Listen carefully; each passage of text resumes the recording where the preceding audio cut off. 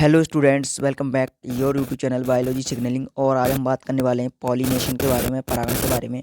और यदि आप भी नीट की तैयारी कर रहे हैं तो आप हमारे साथ जुड़ सकते हैं। हम बायोलॉजी से रिलेटेड करियर ऑप्शंस कोर्स पर जानकारी लाते रहते हैं। और यदि आप किसी भी कोर्स की जो सिलेबस है उसके बारे में यदि आप स्टडी कर रहे हैं, बायोलॉजी संबंधी स्टडी कर रहे हैं, तो हमारे साथ जुड़ सकते हैं। हम बायोलॉजी से रिलेटेड कोर्स कैरियर ऑप्शन पर जानकारी लाते रहते हैं। और आज हम बात करने वाले हैं पॉलिनेशन के बारे में। इससे पहले 2 वीडियो हमने बना रखी हैं इसकी, वो वीडियो भी आपने नहीं देखी। एक वीडियो में हमने बताया है कि जो हमारा नर जननांग होते हैं वो क्या होते हैं, दूसरे में मादा जननांग। और आज हम बात करने वाले हैं पॉलिनेशन या फिर परागण की, कि परागण क्या है, इसकी हम बात करेंगे। परागण कितने प्रकार का होता है, कैसे कैसे परागण होता है, पूरी प्रक्रिया की हम इसमें बात करने वाले हैं। तो चलिए देर ना करते हम वीडियो को शुरू करते हैं।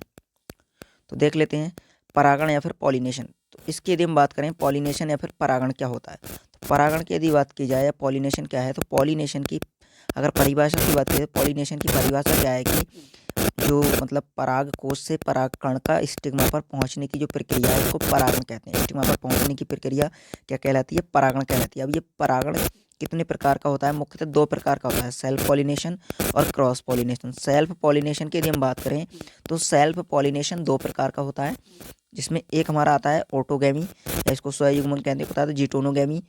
और जो क्रॉस पॉलिनेशन होता है वो होता है जीनोगैमी। उस जीनोगैमी को क्रॉस पॉलिनेशन बोला जाता है। बट इसमें यदि हम देखें कि यहाँ पर आप देख पाएंगे कि ऑटोगैमी के केस में क्या है कि जैसे ये एक पुष्प है हमारे पास, एक ही पुष्प के एक तो ये तो हमारा स्टिग्मा हो गया और ये हो गया परागकोश। इस परागकोश से जो परागकण निकले वो परागकण इस स्टिग्मा पर जाएंगे, उसी पुष्प के स्टिग्मा पर क्या हो रहा है उसका स्वयं या फिर ऑटो मतलब ऑटो का अर्थ होता है स्वयं, गैमिट गैमी मतलब गैमिट का स्वयं परागित होना है, फिर गैमिट उस पर स्थानांतरित हो रहे हैं स्टिग्मा पर स्वयं, तो इसको हम बोलेंगे ऑटोगैमी। और वहीं यदि हम बात करें दूसरे केस में, यदि देखें ये जिटोनोगैमी का जो केस है, ये जिटोनोगैमी क्या है, ये मिश्रण है या फिर मिक्स है किसका, क्रॉस पॉलिनेशन का और सेल्फ पॉलिनेशन का। तो इसमें क्रॉस पॉलिनेशन कैसे, जैसे एक ही प्लांट है, इस प्लांट में अलग अलग पुष्प है, एक पुष्प ये है एक ये है। इस पुष्प में ये वाला जो पुष्प है, ये पुष्प हमारा फीमेल फ्लावर है, ये वाला क्या है फीमेल फ्लावर है, और ये मेल फ्लावर। तो मेल फ्लावर से ये जो मेल फ्लावर है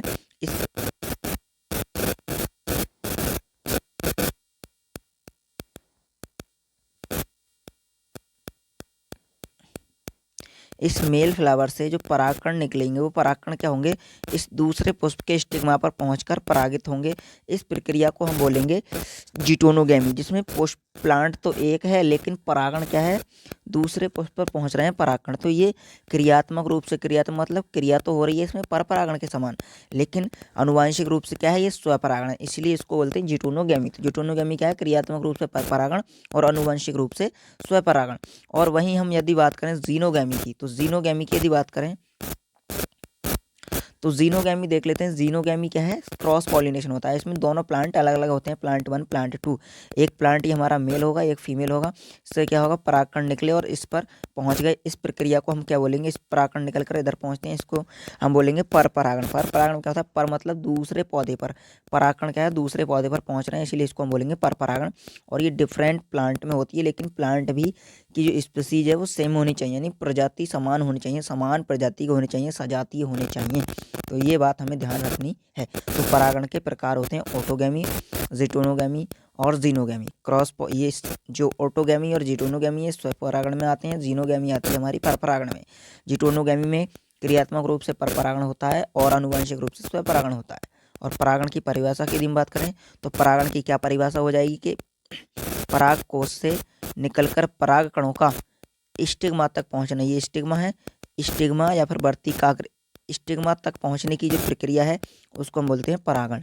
आगे देख लेते हैं। अब हम बात कर लेते हैं डायोसियस या फिर उभयलिंगी पादप की, डायोसियस या उभयलिंगी पादप। तो उभयलिंगी पादप की यदि हम बात करें या डायोसियस प्लांट की, तो डायोसियस प्लांट वे होते हैं जिनमें क्या होता है, एक ही प्लांट पर, एक प्लांट है, एक ही प्लांट पर मेल फ्लावर और फीमेल फ्लावर दोनों एक ही प्लांट पर होते हैं, उनको हम बोलते हैं डायोसियस। डायोसियस ये हम कह सकते हैं। आगे बात कर लेते हैं डायोसियस की, उभयलिंगाश्रय की। डायोसियस के केस में क्या होगा, प्लांट तो एक ही होगा लेकिन एक प्लांट पर अलग अलग प्रकार के पुष्प हो सकते हैं, यानी कि कुछ पुष्प हो सकते हैं उसमें मेल और कुछ पुष्प हो सकते हैं फीमेल। इस प्रकार से एक ही पुष्प पर जब दोनों प्रकार के एक ही प्लांट पर दोनों प्रकार के पुष्प पाए जाएंगे तो उसको हम डायोसियस बोलेंगे। डाई मतलब दो, उभय मतलब दो, तो उभय लिंगाश्रय यानी इस पे दोनों होंगे, मेल भी होगा फीमेल पुष्प भी होंगे, कुछ इस प्रकार की जो कंडीशन होगी उसको हम उभय लिंगाश्रय या फिर डायोसियस बोलेंगे। और इस डायोसियस के उदाहरण भी हमें इसमें कुछ दिए गए हैं, इसे उदाहरण दिया गया है हमें, इसमें उदाहरण दिए गए हैं हमें डायोसियस के, पपाया और date palm, papaya, date palm और उसके बाद कोकुम्बर, ये इसके उदाहरण हैं डायोसियस की। आपको ध्यान रखने, डायरेक्ट पूछ लिया जाता है कि डायोसियस प्लांट कौन से हैं और इसके उदाहरण बताइए, तो इसके उदाहरण हो जाएंगे हमारे डायोसियस प्लांट के। डायोसियस प्लांट में क्या है, ऑटोगैमी देखने को नहीं मिलेगी, ज़िटोनोगैमी और जिनोगैमी देखने को मिल सकती है। वहीं हम आगे देख लेते हैं अगली कंडीशन हमारी मोनोसियस या एक लिंगाश्रय। मोनोसियस की केस की यदि बात करें तो इसमें क्या होता है, दोनों ही प्लांट अलग अलग होते हैं, यानी एक प्लांट पर जितने भी फ्लावर होंगे या तो वो मेल होंगे या फिर वो फीमेल होंगे। जैसे ये वाला जो प्लांट है वो मेल है और ये फीमेल है, इस प्रकार की जो कंडीशन होगी वो क्या कहलाएगी, मोनोसियस। मोनो मतलब एक, इसमें केवल एक ही प्रकार के पुष्प पाए जाएंगे, उस कंडीशन को हम बोलेंगे मोनोसियस। तो इसमें प्लांट, मेल प्लांट अलग होगा, फीमेल प्लांट अलग होगा। मेल प्लांट पर सभी पुष्प मेल होंगे, फीमेल प्लांट पर सभी पुष्प फीमेल होंगे। इसके उदाहरण की यदि हम बात करें तो आप उदाहरण को इससे ध्यान रख सकते हैं, M CCC M। तो इसमें क्या हो जाएगा, M4 हो जाएगा मोनोसियस, C4 हो जाएगा castor, C4 cotton, C4 coconut और M4 हो जाएगा माइस यानी कि मक्का। तो इस प्रकार से आपको ये उदाहरण जो है ध्यान रखने हैं। आगे देखते हैं, अगला है हमारा आगे हम बात करने वाले हैं फ्लावर की, पुष्प की। तो पुष्प बात करें तो क्लिएस्टोगैमस ऐसे पुष्प होते हैं, ऐसे फ्लावर होते हैं जो हमेशा बंद रहते हैं, जो हमेशा क्या रहते हैं, बंद रहते हैं। और ये कैसे होते हैं, बाइसेक्सुअल होते हैं यानी द्विलिंगी होते हैं। पॉलिनेशन की यदि हम बात करें, पॉलिनेटेड बाई ऑटोगैमी, तो इनमें तो स्वपरागण होगा, जो हमेशा बंद रह रहा है, जो पुष्प हमेशा बंद है उसमें क्या हो सकता है, स्वपरागण हो सकता है। जैसे कि मैं यदि बात करूँ, ये मेरे पास एक मैंने पुष्प बना लिया ये वाला, और ये स्टेमेन है, यानी ये क्या है, उभयलिंगाश्रयी पुष्प है और ये हमेशा बंद है। तो बंद के केस में पर परागण तो इसमें नहीं होगा, क्या होगा, इसमें स्वपरागण होगा, हमेशा ऑटोगैमी देखने को मिलेगी। इसके उदाहरण की यदि हम बात करें तो इसके उदाहरण हमें दिए गए हैं, वायोला, ऑक्जेलिस और कॉमेलाइना। अगला है हमारा इसमें दूसरा चेस्मोगैमस। चेस्मोगैमस की यदि हम बात करें, चेस्मोगैमस ऐसे फ्लावर होते हैं जो हमेशा खुले रहते हैं, और जो हमेशा खुले रहते हैं वेल एक्सपोज्ड एंथर होते हैं। उनमें जो पॉलिनेशन होता है वो क्रॉस पॉलिनेशन होता है, जो हमेशा खुले रहते हैं उनमें क्रॉस पॉलिनेशन होता है। चेस्मोगैमस के होंगे जो हमेशा खुले रहते हैं, और क्लेस्टोगैमस जो हमेशा बंद रहते हैं। और जो बंद रहते हैं उनमें परागण होगा ऑटोगैमी, और जो खुले रहते हैं उनमें परागण होगा क्रॉस पॉलिनेशन। इसके उदाहरण की यदि हम बात करें, बायोला, ऑक्जेलिस और कोमेलाइना। तो इस प्रकार से हमें ये ध्यान रखने हैं। आगे देखते हैं, अगला है हमारा पॉलिनेटिंग एजेंट की यदि हम बात करें, पॉलिनेटिंग एजेंट की यदि बात करें तो पॉलिनेटिंग एजेंट या हम कह सकते हैं परागणकर्ता, तो ये दो प्रकार के हो सकते हैं, बायोटिक और एबायोटिक। एबायोटिक की यदि हम बात करें तो एबायोटिक में एनिमोफिली और हाइड्रोफिली। एनिमोफिली का अर्थ होता है कि हो सकते हैं, एनिमोफिली का अर्थ हो जाएगा हमारा कि वायु द्वारा परागण, और हाइड्रोफिली मतलब हाइड्रो मतलब जल, जल के द्वारा परागण। इसके करेक्टर की यदि हम बात करें कि एनिमोफिली जिन जंतुओं में होगी उनमें कौन कौन से करेक्टर होने चाहिए, जिन प्लांट में होगी उनमें कौन कौन से करेक्टर होने चाहिए, तो उनमें होने चाहिए पॉलन ग्रेन जो होने चाहिए उनके लाइट होने चाहिए, नॉन स्टिकी यानी चिपकने वाले नहीं होने चाहिए, और एक्स्ट्रा अमाउंट यानी बहुत ज़्यादा संख्या उनकी ज़्यादा होनी चाहिए। नॉन स्टिकी इसलिए नहीं होनी चाहिए क्योंकि वो चिपकने नहीं चाहिए, क्योंकि फिर अगर वो चिपक गए तो वायु के साथ कैसे वो उड़ पाएंगे। और लाइट वेट होना चाहिए, यानी हल्के होने चाहिए, weight WEIGHT weight, light weight होना चाहिए यानी हल्के होने चाहिए। और बेल एक्सपोज्ड एंथर होना चाहिए, एंथर उनमें बहुत अच्छे से एक्सपोज्ड होना चाहिए।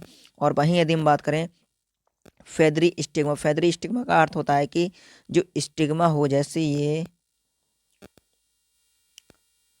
ये स्टिग्मा है, और ये क्या होना चाहिए, हेयरी होना चाहिए, फेदरी यानी इस पे हेयर होने चाहिए, जिससे कि परागण वायु में उड़ के आ रहे हैं तो वो इसमें फंस के और इसके अंदर प्रवेश कर सकें या फिर परागण हो सके, इसलिए फेदरी होनी चाहिए। और उसके साथ इसमें सिंगल ओब्यूल होना चाहिए और पुष्प क्रम होना चाहिए इसमें, यानी पुष्पों का एक क्रम होना चाहिए, इन्फ्लोरेसेंस होना चाहिए, जिससे क्या होगा कि जो वायु परागण हो उसमें आसानी होगी, हम कह सकते हैं आसानी से वायु परागण हो सकता है। इसके उदाहरण हमें दिए गए मक्का यानी कॉर्न, और इसके अलावा ग्रासेस। इनमें क्या होता है हमारा एनिमोफिली, या हम कह सकते हैं वायु के द्वारा परागण होता है। और हम जो हाइड्रोफिली है, जो मोनोकोट्स होते हैं, ज़्यादातर मोनोकोट्स में क्या होता है, ये हाइड्रोफिली पाया जाता, मतलब हाइड्रोफिली परागण होता है। और ये जो हाइड्रोफिली परागण होता है 30 जेनेरा में, लगभग 30 जेनेरा में मोनोकोट के 30 जेनेरा में लगभग हाइड्रोफिली परागण पाया जाता है। तो मैक्सिमम पॉलिनेशन जो हाइड्रोफिली होता है वो मोनोकोट्स में होता है। और वहीं हम यदि हम बात करें हाइड्रिला और बेलिस्नेरिया क्या है, शुद्ध जल में परागण करते हैं। और इसके अलावा यदि बात की जाए इसमें, तो ये इसमें कुछ लवणीय जल में परागण करने वाले जंतु हैं, जैसे जोस्टेरा या सी ग्रासिस, ये क्या है लवणीय जल में रहते हैं, वहाँ पर क्या करते हैं परागण करते हैं। और बेलिस्नेरिया में क्या होता है, जल की सतह पर क्या होता है परागण होता है, यानी जल की जो ऊपरी सतह लेयर होती है उस पर क्या होता है परागण होता है बेलिस्नेरिया में। वहीं यदि हम बात करें, जो हमारा जोस्टेरा होता है वो जल के भीतर परागण करता है, और ये लवणीय जल में क्या करता है परागण करता है। जोस्टेरा को सी ग्रासिस या समुद्री घास भी बोला जाता है। और इसके उदाहरण भी हमें दिए गए हैं कि जलीय परागण करने वाले जो हमारे मतलब पौधे हैं उनके नाम है वाटर लिली और वाटर हाइसिंथ। ये दोनों जो प्लांट हैं वो जलीय परागण करते हैं, हाइड्रोफिली करते हैं। तो आपको इससे ये बात ध्यान रखनी है, हाइड्रोफिली वाली कंडीशन। तो हाइड्रोफिली यानी कि इसमें मैक्सिमम जो पॉलिनेशन होता है वो मोनोकोट्स के 30 जेनेरा में, और हाइड्रिला बेलिस्नेरिया शुद्ध जलीय होते हैं। ये सब बातें आपको इसमें ध्यान रखनी है। आगे हम देखते हैं बायोटिक एजेंट या जैविक कारक या जैव कारक की यदि हम बात करें, तो जैव कारक के रूप में यदि बात करें तो कीटों द्वारा जो परागण होता है इसमें एंटोमोफिली उसको बोलेंगे। एंटोमो का अर्थ हो जाएगा, एंटोमोलॉजी होता है कीट विज्ञान, तो उसी से लिया गया है ये कीटों द्वारा परागण। तो इसमें क्या होता है, सर्वाधिक कीटों द्वारा जो सबसे ज़्यादा परागण होता है वो मधुमक्खी के द्वारा होता है। लगभग 80% परागण कीट परागण का 80% परागण मधुमक्खी करती है या फिर हनी भी करती है। और वहीं यदि हम बात करें, हाँ, ये जो इसमें फ्लाइज और वीटल्स होती हैं, क्या होती हैं दुर्गंध युक्त जो फ्लावर होते हैं या जिनसे कुछ स्मेल आती है उनमें परागण करती हैं।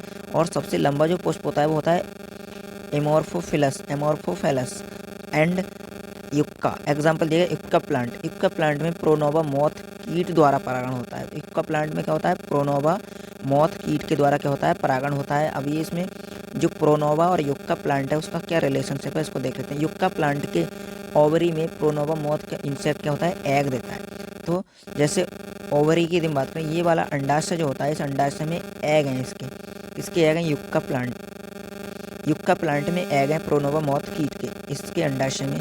तो क्या होता है, ये जो एग है इन एग की सुरक्षा करता है, रहने के लिए स्थान मिलता है, उसके बदले क्या होता है इस प्लांट का परागण होता है। तो इसलिए ये जो यहाँ पर है ये क्या है सहजीवी या सिम्बायोसिस का उदाहरण भी है या सहजीविता का उदाहरण भी है ये।